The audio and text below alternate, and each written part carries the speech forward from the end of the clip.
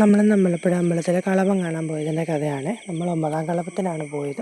നമ്മളൊരു ഉച്ചയായപ്പോഴാണ് അമ്പലത്തിലേക്ക് ചെന്നത്. അവിടെ ഉച്ചയ്ക്കാണ് നമ്മൾ ഒരു 12 മണിക്കൊക്കെ ചെന്നാലാണ് നമുക്ക് കളഭം കണ്ട് തൊഴാൻ പറ്റുക. നമ്മൾ ചെല്ലുമ്പോൾ അത്യാവശ്യം നല്ല തിരക്കൊക്കെ ഉണ്ടായിരുന്നു അമ്പലത്തിൽ.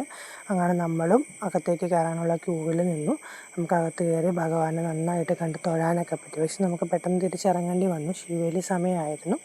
അങ്ങനെ ശീവേലിയൊക്കെ പോകുന്നത് കണ്ടു. അവിടെ നിന്ന് ഭഗവാനെയൊക്കെ കണ്ട് നന്നായിട്ട് തൊഴുതു പ്രാർത്ഥിച്ചു. അവിടുന്ന് തിരിച്ച് നമ്മൾ നോക്കിയപ്പോൾ തിരുവാതിരകളി നടക്കുകയാണ് സ്റ്റേജിൽ. അവിടെ ഇങ്ങനെ എപ്പോഴും തിരുവാതിരകളി ഇങ്ങനെ എപ്പോഴും എന്തെങ്കിലും പരിപാടികളുണ്ടാകും സ്റ്റേജിൽ. അപ്പോൾ അവിടുന്ന് തിരിച്ച് വന്നു ഭക്ഷണമൊക്കെ കഴിക്കാൻ വേണ്ടിയിട്ട് ഊട്ടുപുരയിലേക്ക് പോയി. അവിടെ നിന്ന് എല്ലാവരും കൂടി ഇരുന്ന് ഭക്ഷണമൊക്കെ കഴിച്ചു. സാമ്പാറും മോരും അച്ചാറും കൂട്ടുകറിയൊക്കെ ഉണ്ടായിരുന്നു. നല്ല ഭക്ഷണമായിരുന്നു. അവിടുന്ന് കഴിച്ചു കഴിഞ്ഞത് ഒരാൾ ആനയെ കാണാൻ വേണ്ടി പോകുന്ന പോക്കാണ് കാണുന്നത്. പുള്ളിക്കാരൻ അമ്പലത്തിലേക്ക് വരുന്നത് ആനയെ കാണാനും കളിപ്പാട്ടം മേടിക്കാനും വേണ്ടിയിട്ടാണ്. അങ്ങനെ ആനയെ കണ്ടു, ഫോട്ടോയൊക്കെ എടുത്തു. അവിടുന്ന് കളിപ്പാട്ടമൊക്കെ മേടിച്ചു. തമ്പുരുവിന് മേടിച്ച കളിപ്പാട്ടമാണ് അത്.